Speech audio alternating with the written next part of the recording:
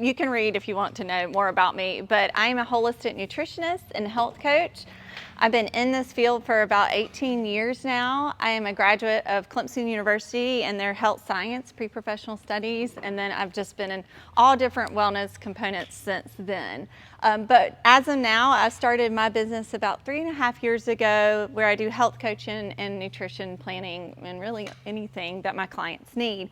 So today we're going to, like PJ was saying, we're going to talk about lots of different things. I really love interactive workshops. So stop me with any questions. So I want it to be meeting your needs. So it's not just about me up here talking about whatever. I want you guys to ask questions and get what you need to out of it. But we are going to address the holiday information. But before we get started, we're going to do a little background in wellness, and I'm just going to tell you my philosophy on it and kind of give you some tips before we get into the nitty gritty. I'm also going to make you guys a smoothie today and show you some of my little tools and tips for around nutrition. And then also you're going to get a PDF with some recipes on it today from coming today, and I'll get PJ to send them. We'll send that out in the next couple of days for you guys. So my philosophy on wellness is that it has to be individual. So what works for your friends and neighbors and best friend might not work for you. What I've seen a lot over the past 4 or 5 years, especially since social media has started, is that someone sees one thing, a program, or someone who's had lots of weight loss, and they want to mimic exactly that, and it might not exactly work for your body. Yes, some of the overall arching themes do work. I always recommend a whole food diet, higher protein, and we'll talk a little bit about that in a second. Fruits, vegetables, all that stuff is going to work for people, but how much of those and how many carbs you eat and all that is going to be different from everybody. I might have a client who wants to get up and have a higher carbohydrate breakfast, and that works beautiful for them. I might have one who that doesn't really work great for. So I'm big on learning to listen to your body, and what that means is kind of some trial and error. You guys are already in here being healthy, so you're making healthy choices. So for most people that come to me that are like it, you guys like who work out all the time, it's usually just kind of making small changes along the way. I'm really big on habit change. So a big thing I see is people will go into nutrition and they'll change, and we're going into January, and you know what that means? Everybody likes to change everything all at once. And I always say the little tiny changes that you make that can stick make everything sustainable. So I don't want people changing everything at once. I really want you to work on habits. So if you get one thing out of today, it's really habit building. So not really getting into what everybody else is doing, but working on your own personal habits and seeing also where you might have some negative habits, where you might, it's just listening and kind of being more in tune to, you know, if you're going to the pantry and grabbing a handful of this, maybe stop and thinking, okay, what's going on up here that's making me want to do this, or what's going on in my personal life that's making me do this? Have I had a stressful day? So it's all about learning those habit loops and kind of starting to stop them before they get out of control. Let's talk about the nutrition part, because I think most of you guys are wanting to learn about that. Am I correct? So let me ask you guys a question. If anybody wants to share, I know you guys are in the gym and you're working out, but what are you guys doing mostly for your nutrition? If anybody wants to share, y'all, or do you do certain things? Are you more paleo? Or are you more like keto? Or is anybody just our whole foods diet? If anybody want to share what kind of you are doing now? Anybody? No? Yeah. I just make sure I take my vitamins. Okay, so supplements, so we can talk a little bit about that. Yeah. I just make sure that I stay away from packaged products and just eat real food. Okay, so more of a whole-based food diet and less processed. Yeah. I eat a lot of fruits and vegetables. So. Not a lot of processed food. Okay, so perfect. So that gives me an idea of, okay, yeah. I go through kind of seasons where I'll eat really well. Yeah. Like and then I'll kind of Chick-fil-A for 6 to 8 months, and then I kind of get back on track. So you have what yeah. That's probably accurate. You have what I call like my husband diet, where I'm like, hey, what'd you eat for lunch? He's like, Yeah, Chick-fil-A, and it's been like Chick-fil-A for like 3 months. I'm like, oh, okay. So yeah, that's totally normal, and that's a really good place for us to start. That's why I like to ask these questions, because it gets you talking. Okay, I do MyFitnessPal. And Yep. I try to So you break out track. carbohydrates. Yes, I don't track calories at all. Perfect. But carbs, proteins, and fats. And the reason is because I really love my wine. And so I didn't want to give up wine. I like it. I like So I it. was trying to substitute, like, what carbs could I put in? Exactly. And I try to give So- up wine in the last 3 or 4 days, and then I just go. And we'll talk a little bit about that. We're not So heathens out there. exactly. You can, and this is another one of my philosophy. I should have said this too, is I don't like anybody to give up anything if it makes your life enjoyable. Yes, I'm not saying I want you to do something every single day. It's really finding that threshold for your body that works and that makes you function. Yes, if you're doing something and it makes you feel like crap the next day, we reevaluate. But I'm really more on adding in versus like taking everything away. Because when I take everything away from people, it just is really depressing and it's not much fun. And I really want people at the end of the day, when I teach people wellness, it's not just nutrition and physical activity. It is how we live our life. So I want you to be able to have wine when you want to, and be able to go to dinner with friends and not be like, oh God, I can't eat this. And I mean, I've had people take food out to dinner, and I'm like, that's just not living. So let's reevaluate that a little bit. But those are all really good suggestions and really good places to start. And I like getting the information because that way I can kind of hone in on what I want to focus on with you guys. So tracking, let's look at that first. So tracking is a good way to see what you're eating. A lot of people have mixed feelings with trackings, and usually when I work with clients, it's if they say absolutely they do not want to track, it's usually they've had a bad experience. So lots of yo-yo dieting, so we stay completely away from that. And this is another thing. Sometimes tracking works beautifully for people. Sometimes it sends them into a spiral that you don't want to do. So it's a lot of learning, like I said when we began, to listen to your body. So tracking, I do like, if you do not have, issues with it, to see where you're at. I really just like to see where you're at, because I'm not with you. If I'm working with you one-on-one, I'm not with you every single day, so I have no idea, what you ate. And honestly, I'm sure all of y'all are running around like crazy too. How many of you have children or have had children? You're crazy. And so sometimes you can't even understand what you've eaten because it's like this all day. And so tracking allows us to see what you're doing, and it allows you to have some more flexibility. Ironically, sometimes people are like, well, the tracking gives me more flexibility because I do know that I can have wine, versus like maybe I should stay clear of potatoes so I can have my wine. So it just gives you more freedom. One thing I found, I started out writing everything down instead of putting it in my phone or whatever, because then, and I keep that, and then I can go back and look later. If I start to not feel well, or Yes. my weight is creeping up, I can say what worked before. I can go back and look at my journal. And Yes. say, that's what I did. Yes. And I'm not doing that now. Yes. So that's a really solid point too. So that's why I like people to track too, or figuring out what works. Like mentally, if you're like, I knew when I was eating this way, that worked for me and I felt really well. Or you need to go back and look and say, okay, sometimes when you write it down, it's just a reminder, it just connects to your brain a little bit better that I was eating this way and it really did work. Because sometimes we start eating that way, we have success and we feel great, and then it kind of trickles in some other habits, and then it doesn't, going back to that reminds you, hey, that was working. So that's a great point too. Yeah. Can I ask a question about tracking? 'Cause I have Yes. tracked before. Yes. The one thing I find really frustrating about tracking is I cook a lot of dishes that have a lot of ingredients in them. That is very frustrating. Okay.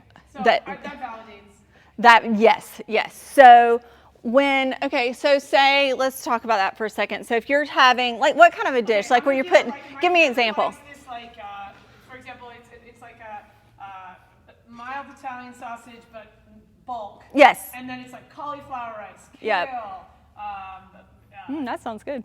It's a delicious recipe, but it has a lot of vegetables in it. Yes. It's mostly vegetables. Yeah. Right? And then the And the mild protein. Italian sausage. So with that too, and with the tracking, some people can get really, really, really rigid with it. So if I'm making, because I have juice like a big, like the egg roll bowls and stuff like that you're prepping if you have a large family. I like to prep, like to make a large amount. I have 3 boys, so they eat a ton. So I'm always usually making a large amount like that. So if I'm in tracking, and I even track, guys, especially, when I track around holiday season, because I'll usually start, the last couple weeks, and it's not super rigid, but I want to make sure I'm getting my protein in, and I want to make sure I'm kind of staying in my range, because I want to be able to enjoy the holidays. So it holds me accountable, and it keeps me to where I need to be. So if you haven't tracked, this is a good time to do it, because it keeps you in a certain, range, and it makes you aware. But for those, I usually just look for that. If you're going to eat that, I usually just eyeball it for portion size. And then I just track, from breakfast to lunch, and then I'll just say, maybe 20 grams of protein or 25 from the estimate. Yep. And then you just kind of have an idea. So like maybe if you track the whole day and then you just kind of estimate on that part is what I do. Because then it gives you the flexibility, so it's not becoming this mental game with tracking too. I've had clients who start to track, or even that have come to me from tracking, and they will not veer off of anything. So it's because they've had success with that, and they're scared to do anything off of that, because if they go off of that, that means they're not going to be successful. So it's a lot of learning to be a little bit more flexible, and to know that nutrition really should be intuitive, but we don't really live in an intuitive world. So sometimes, you've got to have a tool to help you with that. And then you gradually, like the meals for dinner, you're like, I got this, so it's not a big deal.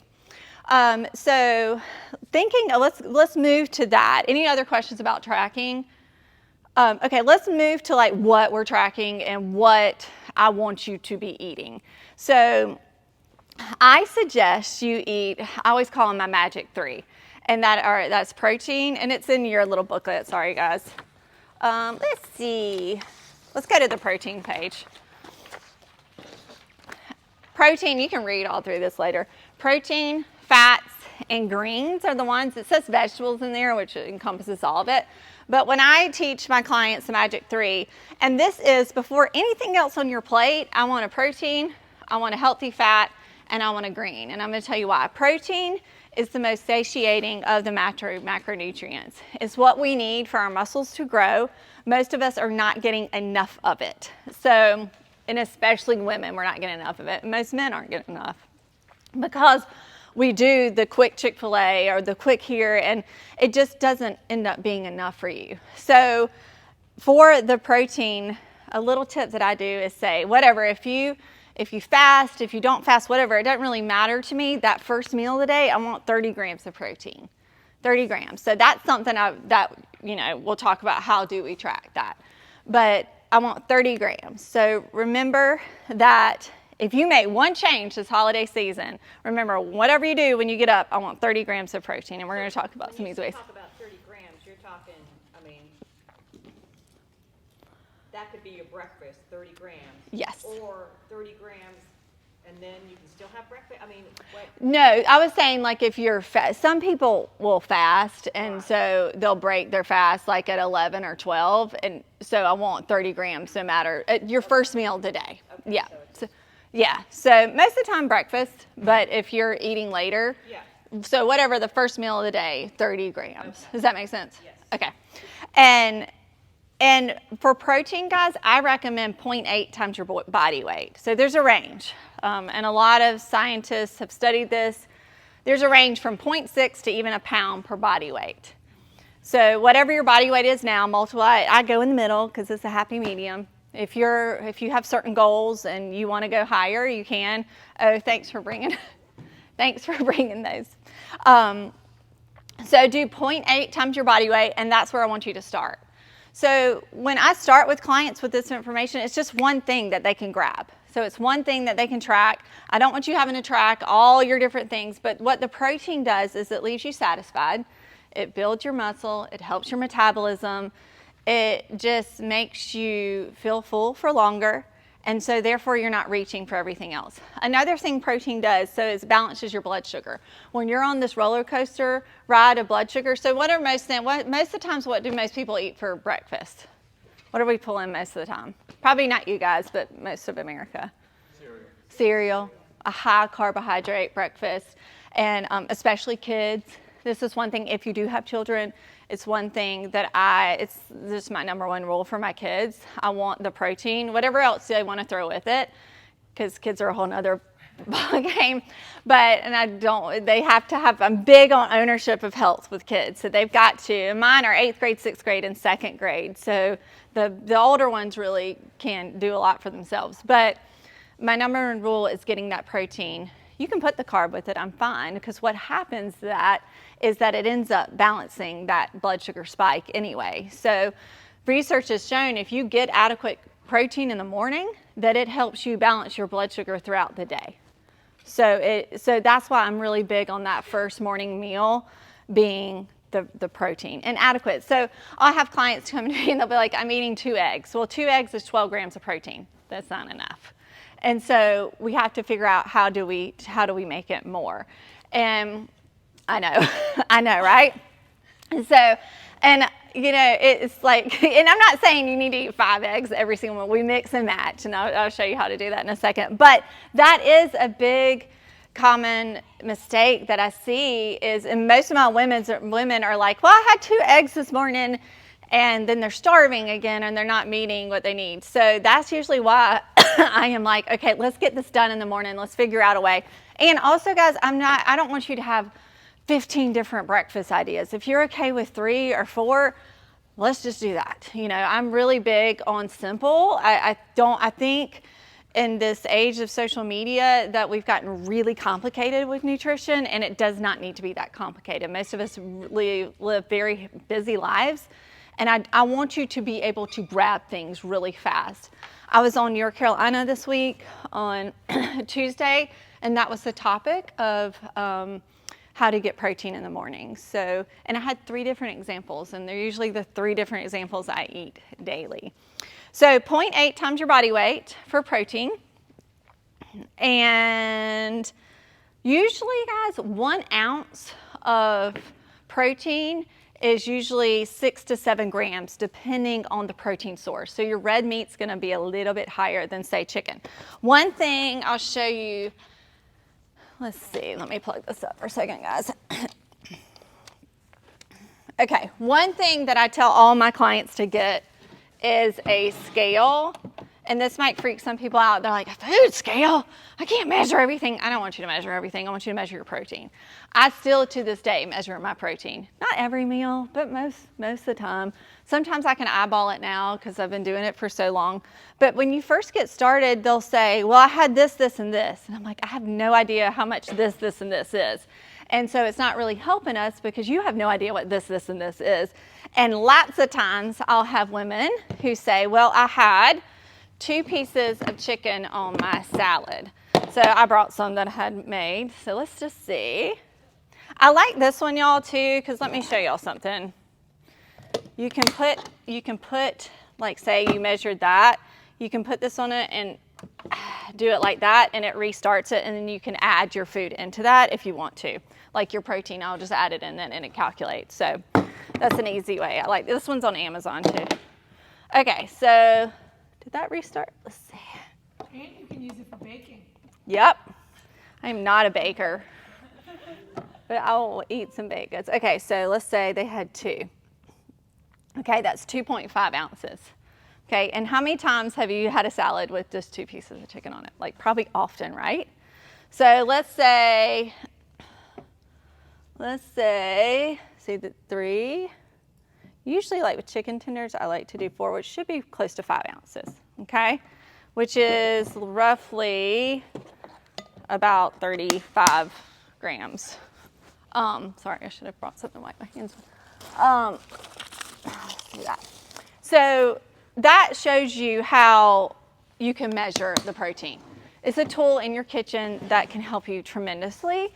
And sometimes, like if I make a big bulk of something, sometimes I'll just do mine on the side and measure it out sometimes too, if I'm trying to be really meticulous about it. But most of the time, I had a client a few weeks ago and she texted me and said, I've only been eating 2.5 ounces on my salad. And I was like, I know, like you've got to have, between 4 and 6 ounces. But we don't really know that because everything is like palm of your hand or, 2 pieces, and it's really hard to gauge. So to me, I really like to give my clients tools and power to own their health, and that is one. Like I said, I do not weigh this every single time, but it gives you an idea of what you're doing. And if you're really going to set a protein goal for yourself, then this is a good way to start to do it as well. Okay, any questions on protein? Yeah. Real protein or So good. Most of the time, I want your protein from. Thank you. Can I have that? My hands smell like chicken. Sorry. I did not like that. So most of the time, I want your protein from whole foods. So whether that is, and let's talk about animal protein versus plant protein. Do I have any people who are mainly just plant eaters, vegan, vegetarians in here? Okay. Yeah. I'm not, but I like probably 5 meals. I'll probably do 5 meals that are just vegetarian. Okay. I eat meat, but Yeah. I'm very curious about this. Yeah. Okay. So first, once for a while. yes. So first of all, plants are awesome. So I always start there. I like lots of plants. So they do, and I can talk a little bit about this because it's on there, the vegetables. My favorite plants are greens, which was part of my Magic 3 protein greens. So greens are your dark leafy vegetables that you put in salads. So all of those, the Swiss chard, the spinach, the romaine, the butter, any greens that you want. And that's why I always say eat 3, 4, 5 cups of greens a day because it's so easy to get. If you don't do anything else for me that day, you've gotten that. Research has shown that eating 2 to 3 cups of greens a day increases your cognitive ability by 11 years.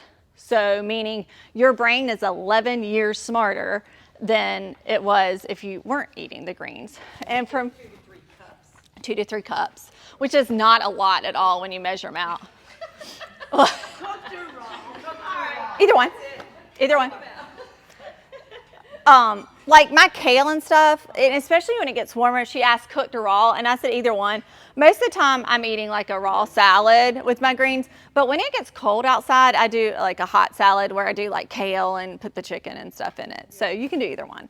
But the cognitive ability that you get from greens is amazing, and that research came out a few months ago. And it's just basically saying it's making your brain 11 years younger, which who doesn't want that? So that's a big push for me. I'm huge on brain health. So that's a big push for me on why I want my clients to eat greens. So going back to the protein, when you eat animal protein, first of all, there's 20 amino acids out there, and that makes up different proteins. There's 9 essential amino acids, and those are your best friends. So those 9 essential amino acids are in your animal protein. They are also in your plant proteins as well. It's just you're going to need more of them to get what you need, basically. So an animal protein, you're going to eat less to get the amount of essential amino acids that you need. Plants, you're just going to have to eat more. It doesn't mean it's bad. It just means you have to consume more. The best combination I like is to eat both of them. And how did you feel when you just ate all vegetables or when you were vegan? Good. Pretty good. Yeah. So why did you start adding meat back in? It just was really, really hard Yeah. to keep, like I said, it just was really hard to keep energy level up. But I felt great for a while, and blood work numbers, yeah, was great. Yeah, it was just really difficult to. That's usually the pattern we see. Chick-fil-A was really good. That's usually the pattern. Oh, who doesn't love Chick-fil-A? That is usually the pattern that we see. So most of the time when you switch to a vegan diet, you're cutting out processed foods, a lot of stuff that's going to make you feel worse, and you get these great results. You feel really good for 3 to 6 months. Then your energy level starts to plateau. You're not getting enough probably of your B vitamins. So I have some clients that are vegan. We supplement a lot with them. So you can supplement with the essential amino acids too. It's just harder. So what my favorite combination is doing both of them. So I don't really like to go on extremes. I really like to stay in the middle. So back to this. I most of the time want you to have real protein. However, powder proteins are great to have. I don't want you eating these like 5 or 6 times a day, but they work beautifully. So they're quick, they're easy. If you're busy in the morning, if you just need something really fast, the protein powders are great. There's lots of different protein powders on the market, lots and lots. I like to do the least amount of ingredients in the protein. Whey protein's a great protein powder. You're gonna get, this is another thing, y'all. With your protein powders, the whey is gonna give you all 9 essential amino acids. So that's a great choice. But if you have trouble digesting dairy, a protein isolate, I usually use something like this. I eat dairy, but I try not to eat a ton of it, but I usually do a protein isolate. I just digest it better. Lots of people are great with whey and it works beautifully for them. So you kind of have to try it. What's a protein isolate? So basically how do they get this is they get whatever protein source, they boil it up and then it kind of all dissolves and they take that top part that's raised up. So like the collagen and all that good stuff and they make it into a powder form. And the protein isolate has the most protein in it. So that's why I like that. But a lot of the protein, and they have vegan sources as well. So you have to be careful with the vegans because they're not going to get all of your 9 essential amino acids. You have collagen, and I do have a lot. I have Primal Kitchen was a good brand, and they have some good collagen protein powders, and I have that in my book as well as some of the smoothies. But I really like to mix those, so mix it up. So don't just use one type of protein. If you, for instance, eat animal protein, you're probably fine with collagen, but you're going to get more bang for your buck with these two, is what research has kind of come out with the last year or two. So that's kind of just new on that. Did I answer that question for you? So yes, it's just an easier way to get it in, especially when you're multiplying 0.8 times your body weight and you're like, what in the world? That is a lot of protein. This is an easier way to get it in. What about more animal protein? Fish, chicken, beef? Fish, chicken, beef, really whatever you prefer. Obviously, your salmon and your more fatty fish is just great for you in general. But I'm not really particular. I'm not one that says, okay, I prefer for you to not have red meat every single meal of the day, not because of its health. I mean, there's actually a new article that came out, or new research that came out this week that said all the previous research on red meat was just not correct. So I am a pro red meat girl. I eat red meat probably 4 or 5 times a week. So you like that, Ryan? Yep. So I eat a lot. My family eats it a lot. I get good quality choices, and I like. And I've always, even when all that research was out there, I still ate it because my lab work was beautiful and I didn't need all the other stuff. And so it's taken us till now to kind of get that out. And that's the thing about health and wellness, y'all. I always tell everybody, you can find a study for everything. You could probably find a study that says, well, drinking water isn't bad. You can find something for everything. That's why I always go back to what works for you. So for instance, for me, when I was eating a good bit of red meat, I have a best friend that's a cardiologist and she would yell at me all the time.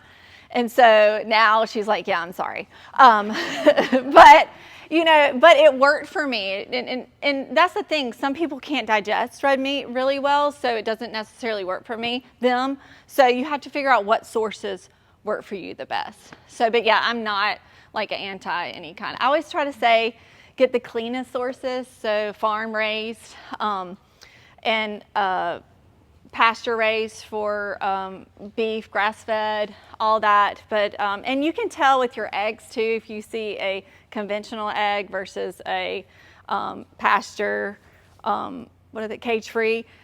You can see the difference in the yolks.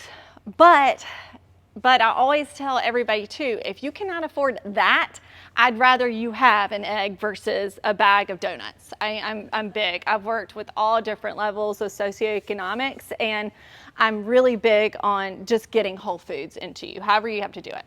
And that goes same with organic, non-organic. Okay, so that's great if you want to do organic. That's awesome.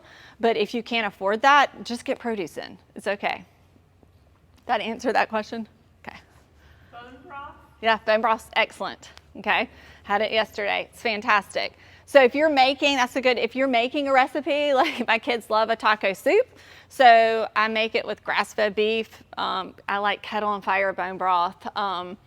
And you can tell the next day it's all nice and congealed. And so that's all that collagen, that's all that rich protein that you're getting. And the kids have no idea they're getting it. It's fantastic. They're sitting there eating. I'm like, oh, y'all are getting such, and they're just thinking they're having taco soup. So I'm big on adding in those really great foods that people don't have a clue they're even eating. Any other questions about that, about protein? Does that make sense about protein? So don't get bogged in on the nitty gritty. Have what you want, and listen to your body too. If you're eating something and you're like, I feel really bad after I eat it, then it might not work for you so much. A lot of times you have to have some trial and error with it to figure out what works. Same with vegetables, guys. I want you to have lots of vegetables. They're fantastic for you. They help your microbiome. A lot of people, especially as you get older, your digestive enzymes decrease, so you're not able to digest certain vegetables like you used to. So yes, I want you to have a variety. It's really good for your gut. You're hearing so much about gut health. But if it makes you feel horrible, don't eat them. Like, that's why I go back to the greens, because you can get your vitamins and your minerals from your greens and your phytochemicals. The main reason why I want you to have your vegetables and greens are the phytochemicals. And the phytochemicals are basically only found in fruits and vegetables. And they basically fight off anything that's going to hurt your body. So anything that comes in. So that way, anytime you have anything that your body might like see as an intruder or something that's not great, the more phytochemicals you have in your body, the more likely they are going to be able to attack it, get rid of it, and get it out of your system. Same with fruits too. So lots of negative stuff about fruit when people are like, you don't need to have that much fruit. Yes, I don't want you eating fruit all the time of every meal, because it takes away from your protein and from your vegetables. But fruit's great, guys. It's a whole food. So and I'm going to show you how to make it in a second, the smoothie, but wild blueberries and blueberries in general are one of my favorite foods. It's one that I eat every single day. And it's one that's great for your brain health and your body. So even if you just grab that. And another thing is, when you go to the grocery store, y'all, try to shop in season, or what's in season as far as fruits and vegetables. You don't have to get 17 different fruits and vegetables every week. So make it simple for yourself. In my refrigerator, I get these little plastic bins from Amazon, and I have apples, oranges usually all the time, and the kids can just pull it out and grab it. Grapes, strawberries, blueberries. That's usually what my kids are eating, like right now, because those are pretty much bananas, all that kind of stuff. Make it easy, but you don't need to get exotic fruit or change it up every single week or anything. Any questions about fruit? No, but I have a question Yeah. for bone broth. Yeah. Broth and stock. Is there like we do a lot of soups. Yeah, so your broth and stock are going to be a little different. Your bone broth is actually going to be the collagen. You're going to get more collagen in the bone broth. It's thicker, it's heartier. Your stock is going to be more watered down.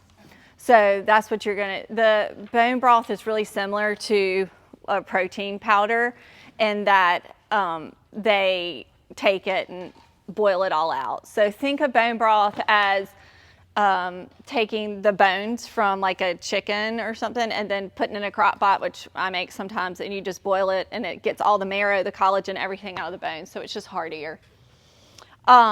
So let's talk about holidays for a second before we get into everything else. Does everybody kind of have a clear understanding of the whole foods and all that? Anybody have any questions on that? What was Yeah. the rule of thumb? 1 ounce of protein is how many grams? Usually 1 ounce is usually 6 to 7 grams. Red meat's going to be higher, and the quality of it's kind of a range, but that's usually what I say. Yeah, your red meat's always going to be higher. You're going to get more bang for your buck. Aren't you excited about that, Ryan? That's why I usually eat it, because you put 4 ounces on there and you're getting, over 30 grams of protein. So that's why I like red meat. And it's for the grams, so 6 to 7 grams per ounce. Red meat's going to give you more. So red meat's going to be even from 7 to kind of 8, depending on the quality of beef. It's a little depending on what you're getting. Y'all, there's a food list in the back of your packet too. All right, so let's talk about holidays. So you've got all these holidays coming up, right? And you're doing really well. You're going to the gym. Most of the time, y'all, physical activity is not any of the problem. Most of the time, we're pretty active, especially people in the fitness industry. You're pretty active. So usually it is the nutrition during the holiday season. What I see a lot of times is around Halloween, everybody's like, oh, it's holidays. I mean, the kids' candy, and it just keeps going and going. So that's what happens. I know that candy is a killer during Halloween. So it starts then. And then once you start doing it, it's really hard to get back on track.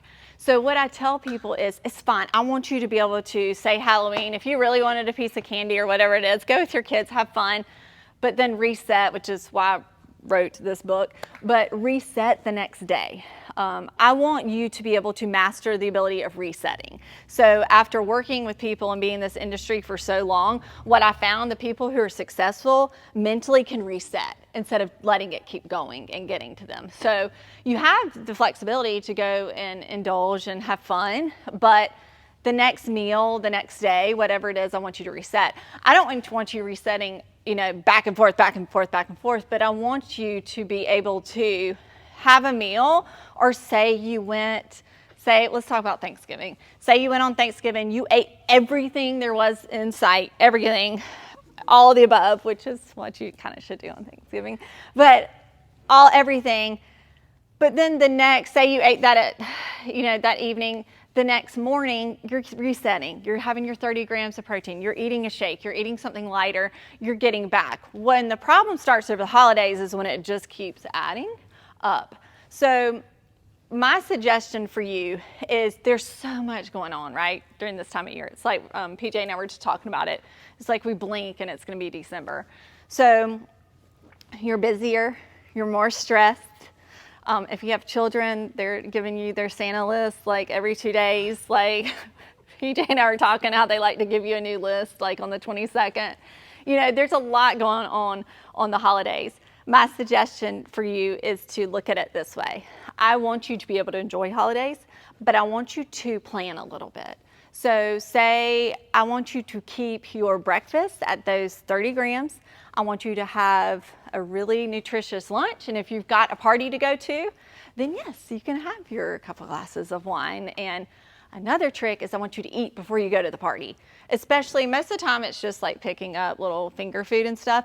I want you to eat your meal before you go to the party, because most of the time for me, if I'm going to a party like that, most of the time I want to have a couple drinks and socialize, and that's what's fun. So it's not, if you don't, then you're eating food there, and then you're coming back home and you're eating food because your blood sugars kind of drop from drinking as well.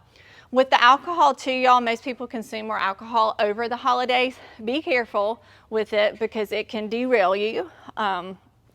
What happens too, and I tell everybody this with alcohol, and I also drink too, so it's not like I'm judging alcohol, but it can be a little wonky with your blood sugar. So then it's gonna make your cravings a little wonky, and it's gonna make your sleep off. So pick your parties that you want to consume alcohol at, if you do. And I treat alcohol like a dessert. So I look at it like a big piece of chocolate cake, every drink too, by the way. So I'm not gonna sit there and have, 7 pieces of big chocolate cake at one party. So look at it that way, so you're not overindulging every single event that you're going to, because it kind of can derail you. Any questions on that, y'all? So what I want you to do before parties, eat a meal. I want you to keep your breakfast and lunch really pretty lined up to the magic 3. And along the magic 3, guys, we do have your protein, your fats. Let's talk about fats because we skipped over that. Your fats are going to keep you full longer. They're going to keep you satisfied. You don't really need that much, y'all. When the keto came out, this whole huge fat infatuation came into play. And I really want you to focus more on protein. I want you to have some healthy fats, your nuts, your avocados, you know, your olives, anything like that. I put a list on here too. Butters. I'm fine with a little bit of those healthy fats. I do not think you need to be slathering them on everything. What happens with fat is, and the thing about calories is, I have a lot of questions about calories, but you still have to stay in a range. That's just science, and it's just like you can't go over them, and because it's going to start just adding up. So you have to, I always like to tell my people, I don't really want you to sit around tracking calories, because usually when you track your protein, you stay in your range because you're satisfied you're not eating as much. But it's not a bad idea to look at them and just see, okay, oh, that's where I'm at, because it just brings back that awareness piece. So having that in there, you don't want tons and tons of fat, because that's going to put you over that way, and it's going to take out room for all your, if you want a healthier carbohydrate. So having your protein, your fat, and your greens is the first part, and then your carbohydrates, you play around with that and see what works for you. I am open to whatever you want with those. So most of the time, my breakfast, for me personally, I don't have, well, I do, I guess, because I do blueberries, but it's not a high carb meal, because I don't like that when I first get up, but there's a lot of people, like I said, that do. So play around with that. Usually about 30 to 40 grams of carbohydrates keeps your blood sugar level, if that kind of gives you an idea, per meal. So you don't want to be going crazy over that. And if you do, because I do sometimes, you can feel, I get tired, I get a little grumpy, I kind of crash. So keep that in mind when you're eating your carbs. Totally fine. That's up to how your body interprets it, but just see how you are. And my rule of thumb for alcohol, it's 30, every drink's 30 grams of carbs.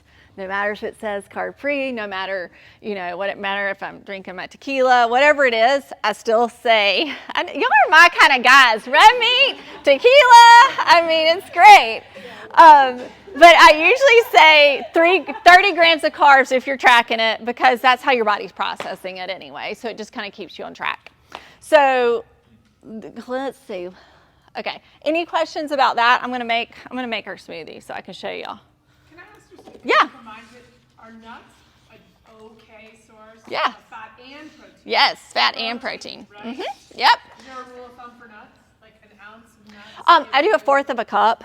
Fourth of a cup? So, which ends up, like, if you're looking at almonds, it ends up being like 22 ounces or something like that. How many grams of protein? Let's see, off the top, I think that's 6 grams of protein for almonds. Walnuts are like 5. They're usually anywhere from 5 to 6 for a fourth of a cup. So that's a really good, I love having that with like an apple for a snack. Snacks too, y'all. Ideally, I want you to be able to go for 4 hours between meals. Usually breakfast, lunch. Say you have your great breakfast and you have a big salad for lunch. That's the easy tip, y'all. If you want to do like a smoothie for breakfast, a big salad for lunch over the holidays, that's kind of what I'll do a lot of times. And then you can have a little bit more flexibility for dinner. But I see most people needing a snack after lunch to dinner, because it's usually a longer span of time. So good bridge snacks would be like boiled eggs. I keep a ton of boiled eggs. My boys love them. I love them. And you can do your fruit then. I do a lot of stuff like that. So 2 boiled eggs, apple, something like that. It doesn't have to be this crazy amount of protein for a snack. I do, those chomp beef sticks? I do those a lot. Those are great sources. You can do 2 of those. You can do 2 of those.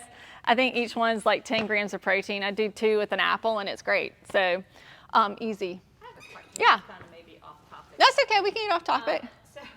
So with all this, do calories matter? Yes, calories do matter. I was going to say. That's it such a seems like great. So much. So That's a great question. I feel like your calories are just going.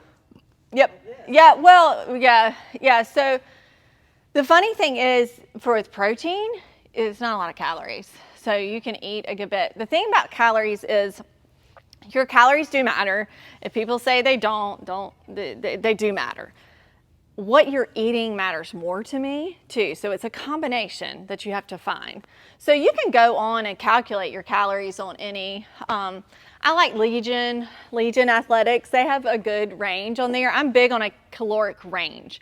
I really don't ever, some clients come to me and they're like, their main goal is weight loss, and I have to look at the caloric intake. I just do if they want to lose weight. But I like to give them a range, because some people, I don't want them at 1,500 calories like forever, because then their metabolism gets stuck. It also matters how active you are. It matters how much muscle you have. So calories can be, they're really individualized and kind of funky to figure out.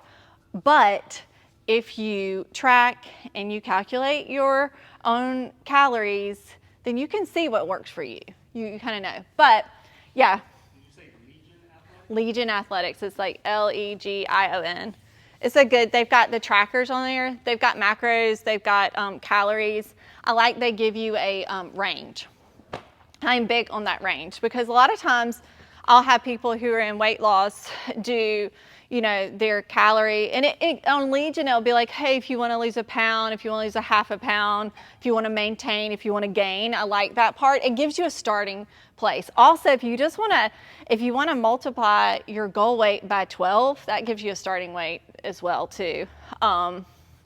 I think that's what it is. Let me see real fast before I tell you that. But yes, calories do matter, because if you eat more than you're doing, it's going to store. So, but with saying that, whole foods, your body interprets them a little differently. That's what I didn't know, if it just kind of all kind of flowed together, or if you're still kind of eating all this good food, but you're still watching your calories. So it depends on your goals. So if I've got a client coming in who's like, I just want to get healthier, if they're at a weight that they feel great at, then we just look at their choices. Listen, you can lose weight eating Twinkies every day. You just have to, it's going to make it be really hard and not fun, but you can if you pull your calories. Most of the time, people who go on these programs or this new thing that they advertise, and it's like this new thing and everybody loses weight, it just is wrapped up in a really pretty bow of low calories. But my whole thing is I usually start with what you're putting in your body first, so your body can interpret it differently. Most of the time when I change people's protein, we don't even look at calories, because they end up losing weight on their own. But I do recommend you looking at it. That's why I like my people to track for a couple weeks, just to see. Some women I work with and men will be eating like 1,000 calories a day. Well, that's not good. That's awful. And then some will be eating 3,500 a day. So it's hard to tell, and until you track, you really don't know. And if you do decide to track on calories too, I say track protein and calories. Don't look at any of the other stuff. Just look at that if you want a starting place. And don't get too bogged down in the calorie nitty gritty. Like if it tells you to get 1,500 and you're at 1,575 or even 1,600, don't get bogged down in having it to be exact science. I want you to be kind of more flexible with it, if that makes sense. Any questions? Any other questions about that? Look at carbs just for one quick second. Yeah. You said 30 grams a day? No, per meal. 30 to 40 per meal.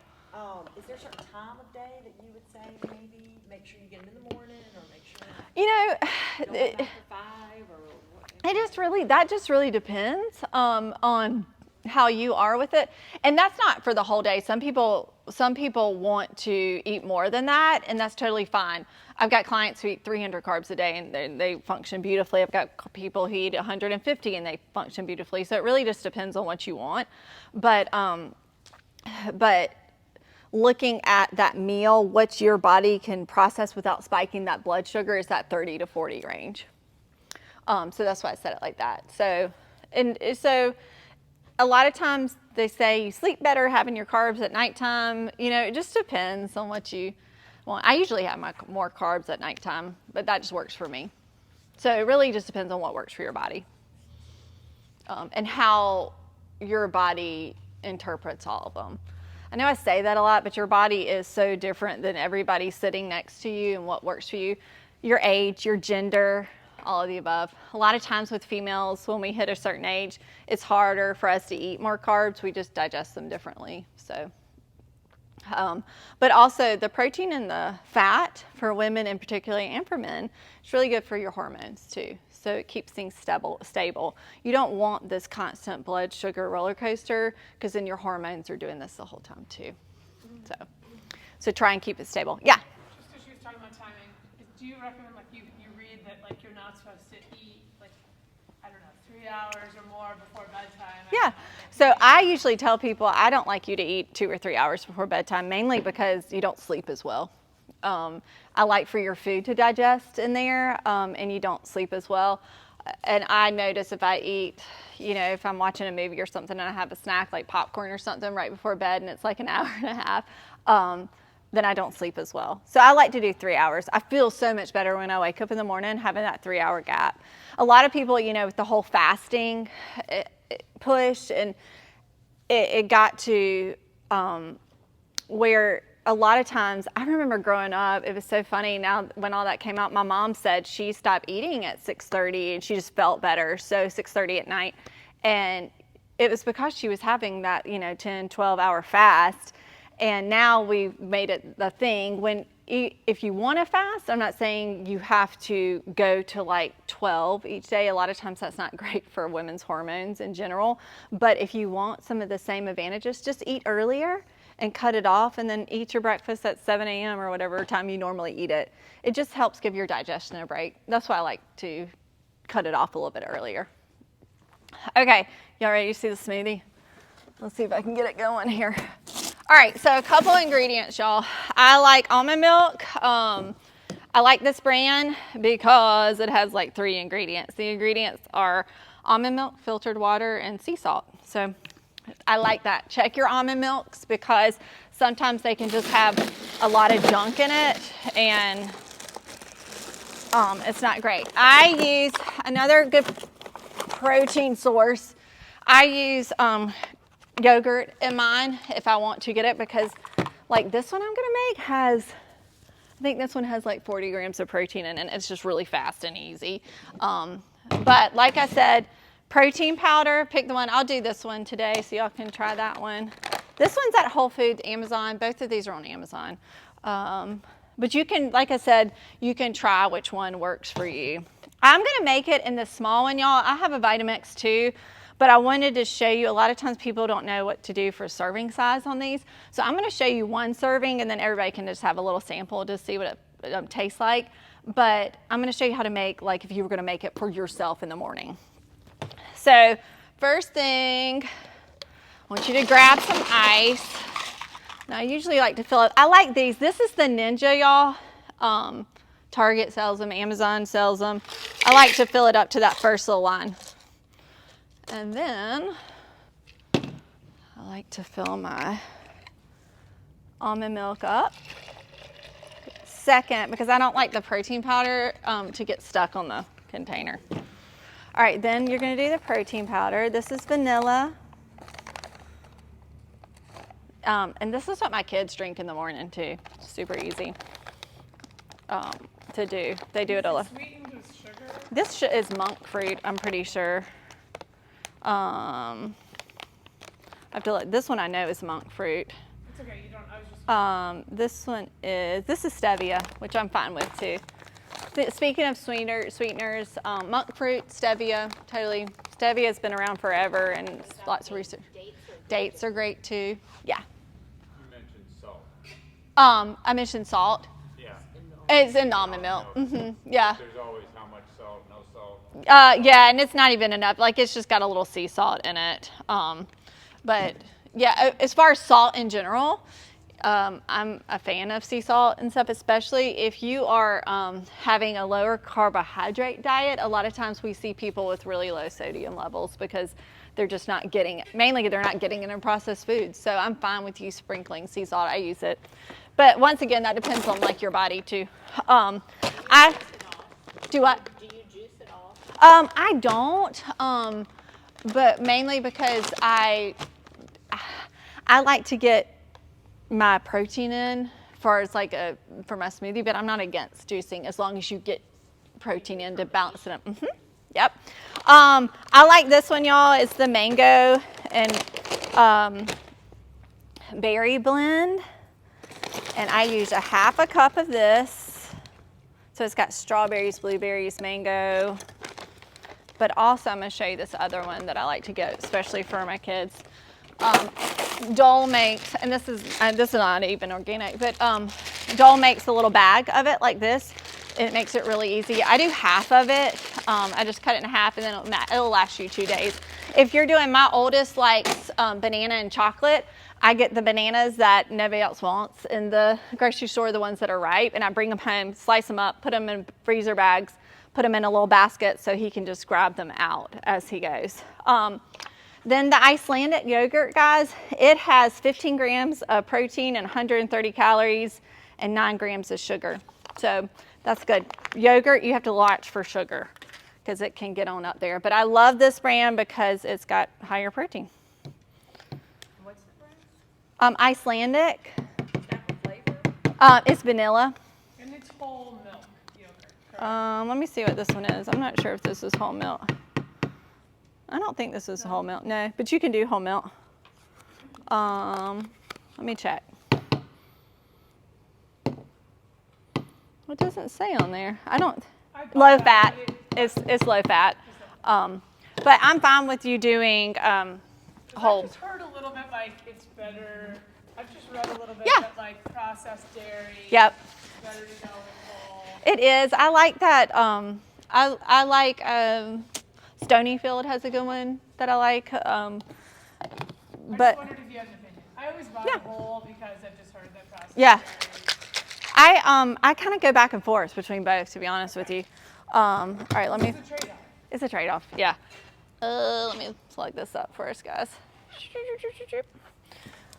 Unplug my scale. So that's how you make it super fast, and then this blends up.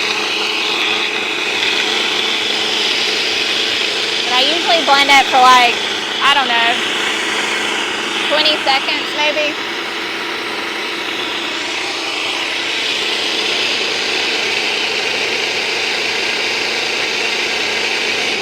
Alrighty, see that, I like this one.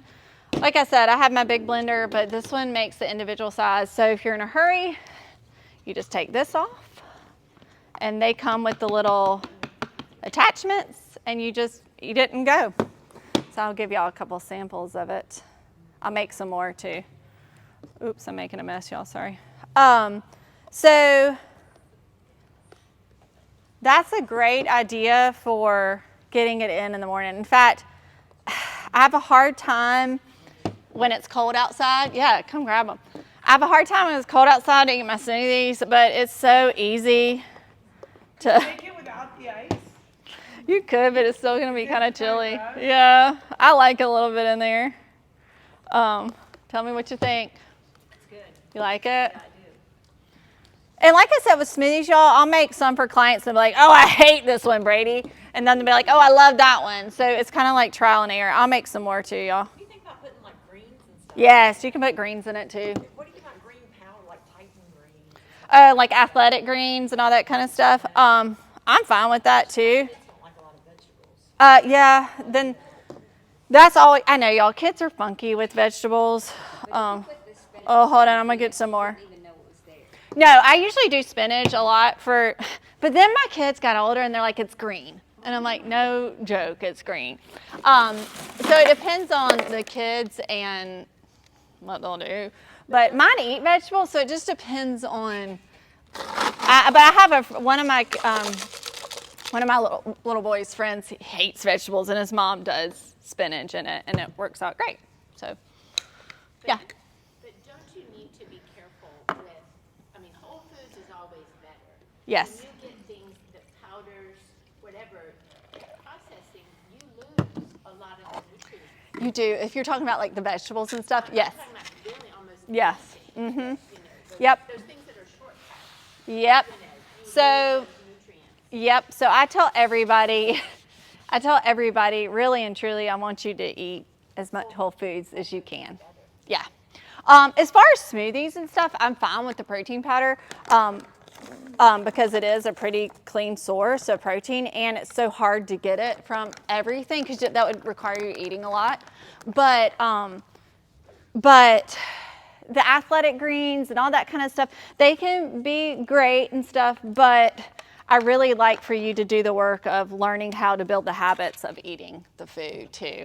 You know, I think too, we've gotten so complicated with everything that we do that there's so much out there with marketing. I'm telling you, I have clients text me all the time and they're like, what is this? Should I do this? What is this? Should I do this? And I'm like, oh my gosh, just eat regular food. We're good. And I tell everybody, it's usually one of my biggest things is to put your earmuffs on because you get so distracted. It's such a distracting place, this like wellness industry, that we've kind of lost touch of what it takes. And I tell everybody too that it takes work to do. It takes some thinking, and it shouldn't consume your daily life, but it's going to take some work. I don't know what I do with my measuring cup, y'all. Did I leave it in here? Do y'all see it? Back in the bag? Did I leave it? I think you did. It's usually where my measuring cups stay. Distracting you. Well, no, you're not. So yes, I'd rather you have a whole food diet as much as you can, because it's going to just serve you well. And also too, as we age, that protein, having that muscular strength, and you guys are here working out, so it's fantastic. So having that muscular strength is going to be really important. So I look at people and I'm like, listen, I know that you want to be a certain size and the weight I know is important. I'm never going to discount that to certain people, but I also want them to know that health is important too. So while a lot of the industry focuses on weight loss, I really like to focus on health and all of it. So how are we making our bodies and brains, and how are we going to live later in life? There's one sheet on here that I want y'all to look at while I'm mixing this up, and then I'll be done. And it says finding your purpose. One of the first things I do with clients is say, okay, I know you're here working with me. I think it's on the back of the front page. Yep. I know you're here working with me, but why? I want to know your why. For me, I'll give you an example.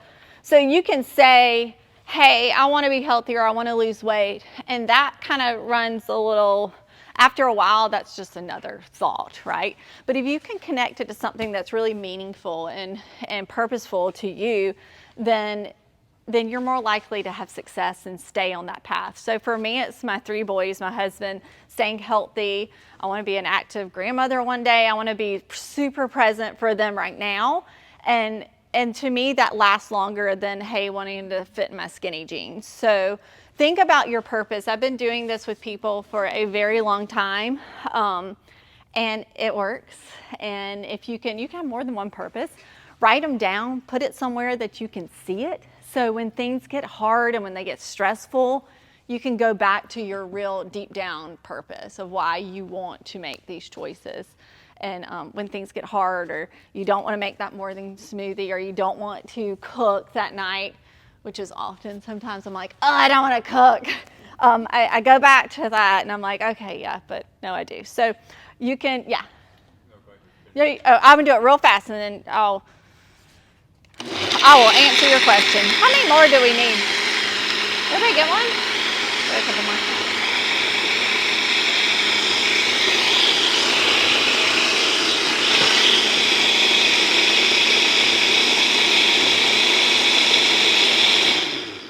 And I really do like this one, y'all, because it's super easy to make. The reason why I did this one too is I wanted to show you, like, hey, it's super easy. You don't have to put a ton of stuff in. I know a lot of people put cauliflower and zucchini and all this stuff, which is great. It's awesome. But I don't got time for that. When you're talking carbs, yeah. Do you look at just the carbs, or do you look at net carbs where you take out the grams of fiber? So I would look at your net carbs. As far as, hold on, let me think about that for a second. As far as each meal or over your day? Yes. Both. I would look, if it is a whole food, I would look at your net carbs, because most of the time that's going to have fiber. Like a sweet potato is going to have fiber in it. I don't want to get too complicated. Well, take, for instance, I was going to do fish tacos tonight. Yeah. So I got a wrap. Yes. And it says net carbs are 4 grams. Do your net carbs. That's fine. Net carbs. Yeah. Do your net carbs. Yeah. That's totally fine. Fish tacos. That sounds good. And did I get everybody? Does everybody have one? I can make more too. I'll fill the. Yeah, I'm so messy up here. I'm sorry. Yeah. So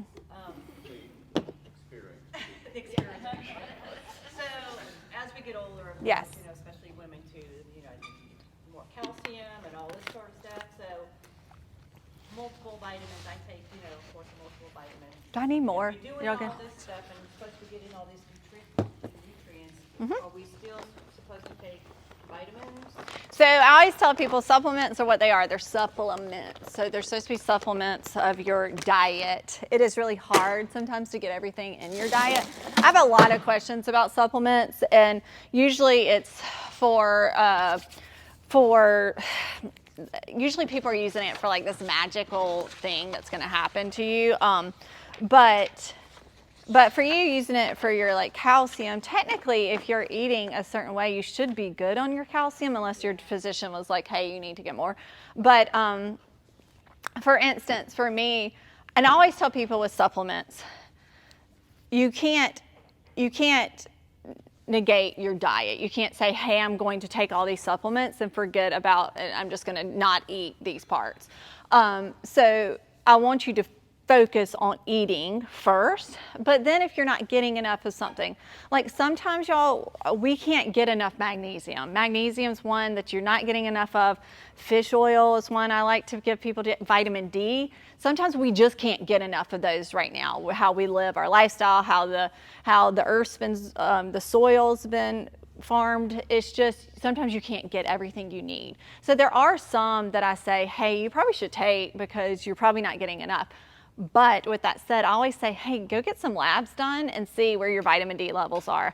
I don't like anybody when they come to me to be like, hey, I want you to put you on all these and I don't know where your B levels are or all that stuff. So, because I don't want you to just waste money on something when you're totally great with it. So most of the time everybody's D levels are low, but there's some people that are great with it. So I always say, if you have a physical coming up, tell your doctor to run your Ds. They can even run your B levels. Those are really important too, especially as we get older.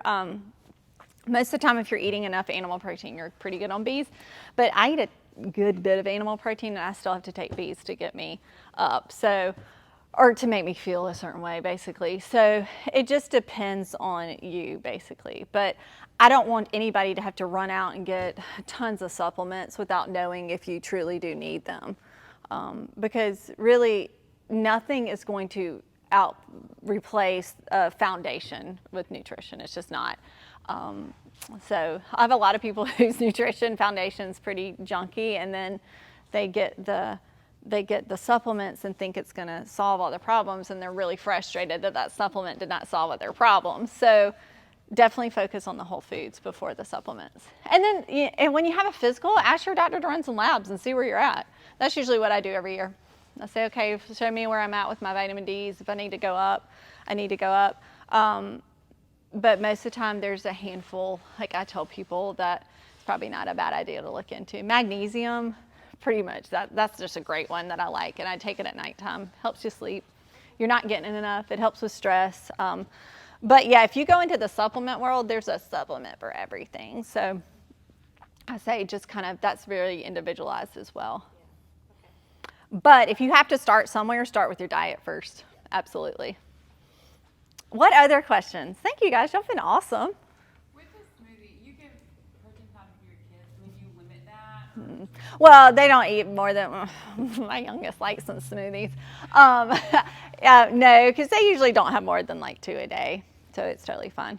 But yeah, I do give it, and even my oldest, he does like amino acid supplements and stuff too. So because he's in 8th grade and he thinks that's going to solve his problems. But I'm like, here, yeah, take this. That's great. Like he has friends on creatine, and I'm like, you're not taking creatine, so here's some amino acids. That's great, and he thinks it's great. So I do trick them sometimes with certain things like that. But no, I don't limit that because usually they're not.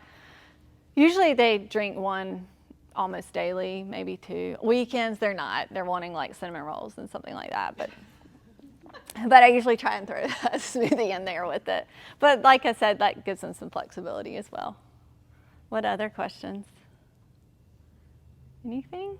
How do you handle, I have 3 boys too. Oh, yay! So they stay after school for practices. Yes. If we want to eat a meal, together, Mm-hmm. as a family, you know, we're eating at 8 or 8:30. Yes, we have what I call rotation eating half the time, but it's hard. So a lot of times I eat before my kids, and I sit down with them. As far as me, and a lot of times, 3 hours before bedtime. yeah. Usually I'm never eating at 8:30. And a lot of my kids, my big kids, don't get into like 8:45 when they were playing football or 8:30. So, you know, it was late. They would eat after. I still try to sit down with them, you know, so you can still get that whole family feel. But it's just, you know, I feel like as they get older and they're doing stuff, it's kind of like whoever's here gets to eat together. And then we all sit down and eat, and I'm like, why do we do this? I'm just kidding.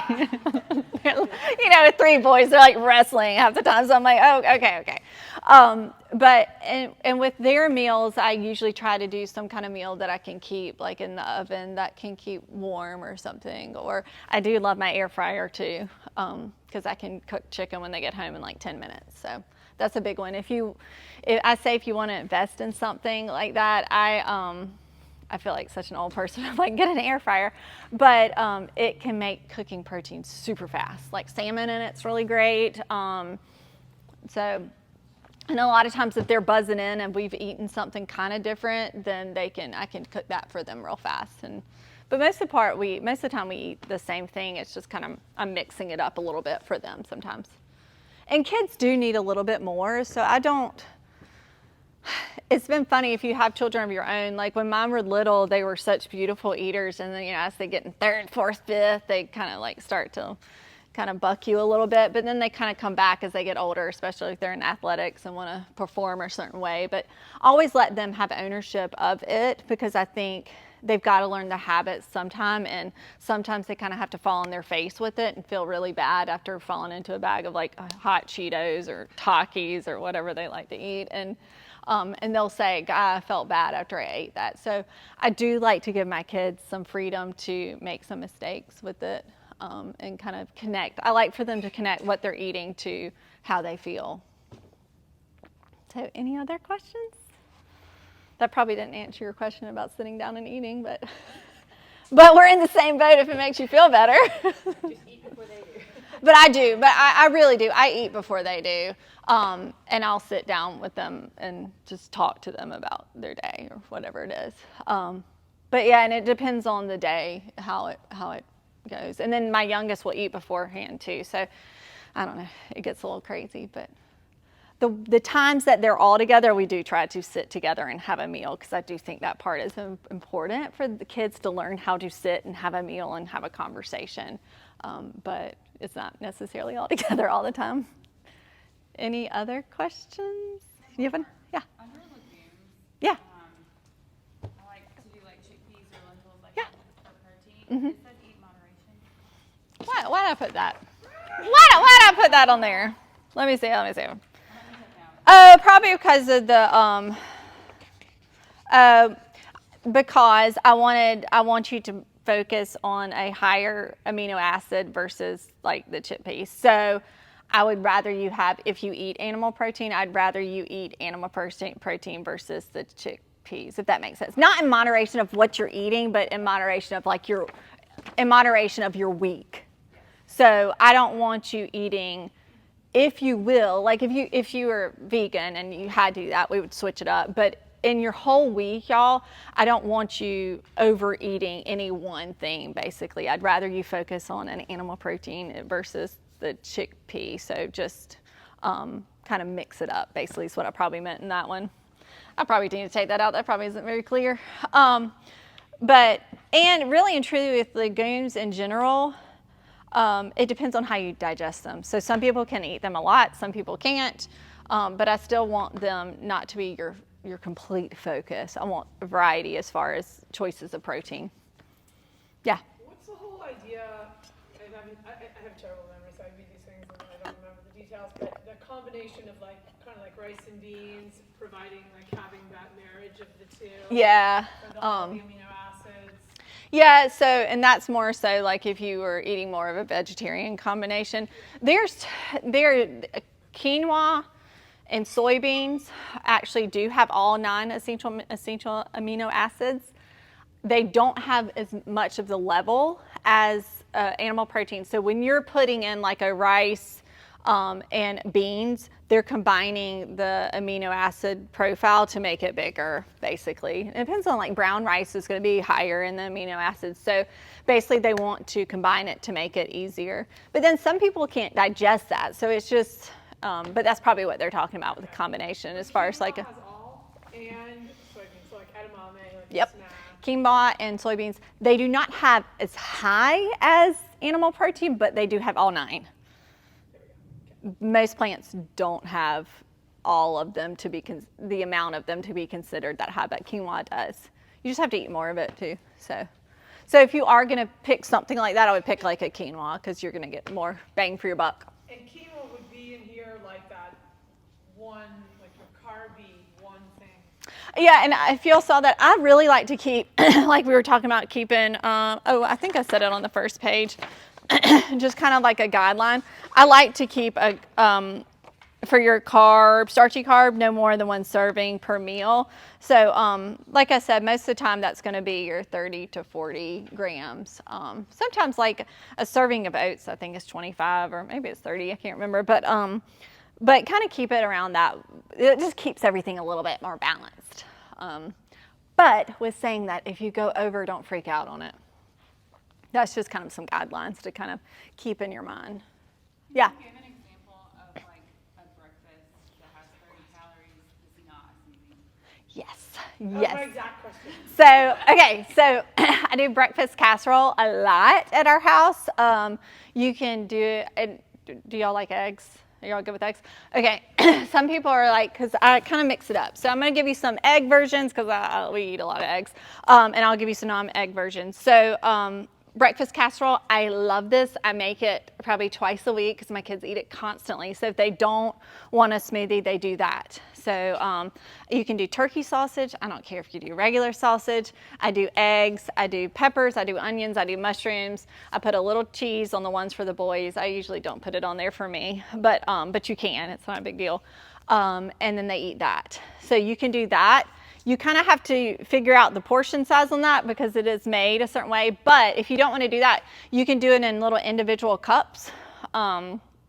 And do that way you can calculate it a little bit easier. So you could do 2 ounces, I think, in one little, like a baking cup, you know, you could do, or 1 ounce of the protein and then an egg, and that should get you close. So you might have to eat 2 or 3 of those, but you can do spinach in them. I put a lot of vegetables in there, but they're so, like you were saying, if you're worried about the calories, they're lower in calories. So you can eat 3 of them to get your protein consumption in. Also, I do breakfast wraps. So I do almond flour wraps, and I'll do, my middle did that with egg whites this morning. He just did egg whites and cheese. But for me, I would put like spinach in it and stuff like that. Peppers. I love red peppers. Usually I keep those cut up, red peppers, onions, spinach, in the fridge to throw in that for the breakfast. I like the breakfast casserole because it's already made and I don't have to do anything in the morning. Like if I'm running out, because you know it takes like 2 hours to carpool in the morning, I usually eat it like on a paper plate and in the car. So I'm usually not very fancy, but it gets the job done. Also, if you want something a little bit like feeling more carbish, I do oat pancakes. So I actually put the protein powder in like my Vitamix with oats, and you can look at, they have tons of different recipes online, and I have one too I can send, but I put those in, and you can put a banana in it to make it a little sweeter if you want it, and then you just do it. I put avocado oil to spray the pan, and you just cook it right up on the pan like regular pancakes. But if you're worried about like actually measuring it out, you just have to get a little bit more specific on measuring it out. I'm trying to think of what else I do. I usually always do eggs. Applegate is a really great brand that I really like. It's a little bit more pricier, but I love their turkey bacon, and it's I think it's got like 8 grams of protein per slice. I don't know off the top of my head, but it's a good bit, maybe 7. I'll do that in like my air fryer. And I might do that with some yogurt. I'll do yogurt 2 or 3 times in the morning. a week. And that's where I like to do my dairy. So I usually don't put, for me, y'all, for dairy, I can't eat a ton of dairy. It just doesn't make me feel good. But I've learned, like, hey, I can have yogurt 2 or 3 times a week, and I'm totally fine with that. So I usually do that for a snack or for breakfast. So anything like that. Did that help? Is that enough suggestions? Especially because sometimes in the winter, like I was saying, I don't do smoothies because they get really cold. So I'll do more of like a breakfast casserole or something like that. Also, you can do little overnight oats if you like that, and just throw some kind of protein powder in it. You can put almonds on it and stuff like that. So that's when the powder is really nice because it just helps you for that first morning. Yeah. I have one kid who will only eat egg whites, not the yolk. Yeah, I have one of those too. Like, come on. I have one, but he'll eat the boiled egg yolk, but will not eat. He's weird. I know it's weird. Is that like really? It's not is the end of the world. No. I tell everybody we worry way too much with our kids. And they eventually, with kids, y'all, just keep offering it. And if he's eating egg whites, I'm like, heck yeah, that's great. Like, instead of eating a honey bun, that's great. So yeah, I have one. This morning he had egg whites. And he loves it. Would I love him to have all of it? Yes, but he just didn't want it. So I'd rather him start that day with that versus than something that's going to spike him. A lot of times kids, most of my kids don't even want a huge meal in the morning. They like to eat all day long the rest of the day, but that takes them a little bit of time. So if it's something easier to digest, egg whites are like the purest protein out there. So it's just easier to digest for them. So it's not. Grams per egg white per egg? So that, it's like not much. It's like 2 or 3 because you're taking out the. Yolk. Yeah, the yolk's a real nutrient dense part of it. Total egg. I mean, it depends on the size of the egg. 6, usually 6 to 7 is the total. So with the kids, I do like doing something like this, or the breakfast casserole where I can put multiple kind of things in it. And mine are good. I mean, if you, and I don't have like these perfect eater kids too. They're good, but they give me pushback too on sometimes. And my oldest went through a really picky, very frustrating stage, but he would still even eat a breakfast casserole with like peppers and onions and mushrooms. So just keep offering. They're just funky. They go through stages. So I always say with kids, keep offering it to them. If you can connect something that's important to them with how they eat, then it takes time. But I always say, y'all, most adults, it takes a lifetime to learn this stuff. So we can't put adult expectations on kids either. It's just hard. As much as like it makes me like cringe when they're eating the hot Cheetos. I'm like, okay, like, for kids, I usually am all about what you're adding in. So they might eat an apple with their hot Cheetos. I'm usually all you add in, and usually they will make solid choices, unless they're at the concession stand, and that you just have to give up. It's just all about kind of bringing in all the other stuff too. So egg whites are fine, totally. Maybe they'll eventually get to the whole egg. Mine are weird. They went through a stage where they just wanted the egg white off the boiled egg, and it drove me crazy because I'm like, that's a lot of money for those really nice eggs that you're just not eating that. And now they eat them all the time now. So it was just like, it's weird. So just keep offering it to them. Anything else? Y'all are awesome. Y'all had great questions. I hope I helped you guys today. And if you ever have any questions, I'm on social media at Brady B. Godfrey. I just released a podcast. It's called Wishing You Health, Love, and Happiness. It just released on Tuesday. So I'm releasing every other week. And so you can get some tips and stuff on there if you want to listen. I go on Your Carolina once a month. It's usually the 3rd Tuesday. But I usually put it on my Instagram, a link, so you can watch it because most people aren't home at 10 o'clock in the morning or 9. So you can reach out to me if you have any questions. And we're going to send y'all some more recipes. I'm going to send you a PDF of some recipes. I will try to get some more breakfast recipes on there too for you guys, some different options. I'll look at that this afternoon and y'all can get that out. You said I'm sorry. I was just going to say, do you have any recipes that are just magically prepared for in the morning? I know, right? I wish. I'm not a morning person. But I will tell you this, What I do like to do about that breakfast casserole is literally you just put it in the microwave. Well, so what you're basically saying is basically a frittata. Yes. Which I do, and when I've done those. I just at make them on night, and Sunday, and you have them. Yeah. I'm trying to think of some other easy ones. I do that. If you're in a hurry, the boiled eggs, with a yogurt. Yeah, mainly it's kind of things that can be prepped ahead of time. Yes, and I'm a what you call a light prepper. I'm not like one of these people who likes to prep all day Sunday because I'm usually on a field somewhere. So I usually do boiled eggs. I usually prep while I'm cooking whatever I'm cooking for dinner, to be honest with you. I usually do boiled eggs. I usually have a protein prepped. But that's not even something I'm making. I just throw it in the air fryer for the week, and I'll say, okay, I can have that for the salads. I usually do some. Try to do some while you're making Yes, the meal. that is my tip. While my kitchen is dirty, I like to just make it a little dirtier, and then it comes together, and then it's gone the next day with all the boys eating out of it. But then we just start it over. But yes, I like to kind of fix while I'm making dinner. It seems to help. It works for me. I have people who love to prep. I don't. I just think it's time consuming, and I think you don't need to do all that. I really like to make it more simple for people because I really want you to actually live your life. My goal is that you don't worry about food that much and you actually just live your life because you have so much other stuff going on, right? So if you do yogurt, they're a great one to pull from the fridge. And I'm trying to think of some. I'll think of some other ones and put on there for you. So that may be easy. The overnight oats can be easy because you can just pull them out.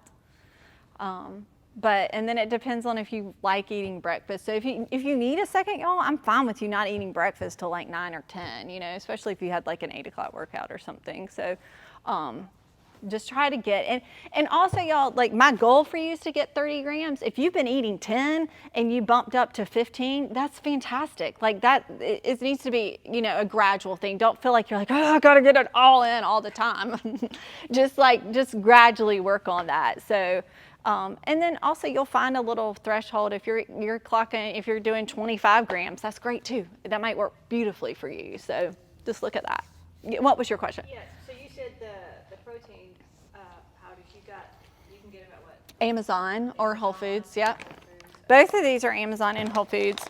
I have heard if you want a vegan one, I've heard the Ritual is good. You order that one online. They actually have supplements too that are pretty good. If you have a child who does not like food or certain things, they actually have a supplement on there that I actually am kind of playing around looking at for my kids too, for the winter time. But Ritual has a good vegan one, and you can get pretty much all of that on Amazon. The Food Scale, Amazon. So, yeah. What about after your workout? How much protein do you need for muscle recovery? So, it just depends. It just depends. I like to do like anywhere from 20 to 30, but saying that, it's not like you have to do that right after you work out too. Like, so yeah, if you worked out and then you're going to eat your meal, get that same amount in there, because really and truly I'm looking at your entire day in there, and if you're getting that protein in there, you're going to have that muscle synthesis, and it's going to be good. But you got to get that protein in there. So most of the time we bust our butts in the gym and then we don't have it nutritionally, and then you're not seeing a lot of gains in there. And it also depends on what your goals are for your physique and stuff. People who are bodybuilders have, they're constantly doing different things, but they want like 6% body fat and stuff. That's not the normal American. So I look at your whole day. So whenever you eat, just make sure you get it in. So not necessarily after work. You don't have to do it straight after. Nope. They do have some recoveries, and also those amino acids I was telling you guys about. I think it's Kion. I think it's K. I think that's how you say it. It's Kion. It's a very clean source of amino acids, and it's a powder. So if you're having trouble getting them in, if you want more, some of my guys who are like, Brady, I want to do a pound per body weight, then I'm like, that's going to be a lot of food. Like, it's going to be like Thor eating food. So a lot of times they'll do some amino acid supplements too. Sometimes I do amino acids for like that 3 o'clock dip in the afternoon. So they're my sons, but I like them. It's KION. It's his magic stuff. But it is actually really good because it's all 9 essential amino acids. You'll see a lot of people taking the BCAAs, which is part of an amino acid, but it's not the full chain. So you need the 9 if you're going to do any kind of supplementation. Make sure you do that. But if you want to do an after workout, a lot of people would just take the BCAAs, and you really need something more. So it's KION. It's a good company and a good product. So those are a couple little tricks to the trade if you want to squeeze in some of those. But most of it, you can get it all from your Whole Foods. Anything else? Y'all are great. Y'all had great questions. Thank y'all. Y'all are awesome. And yeah, hit me up if y'all ever have any questions.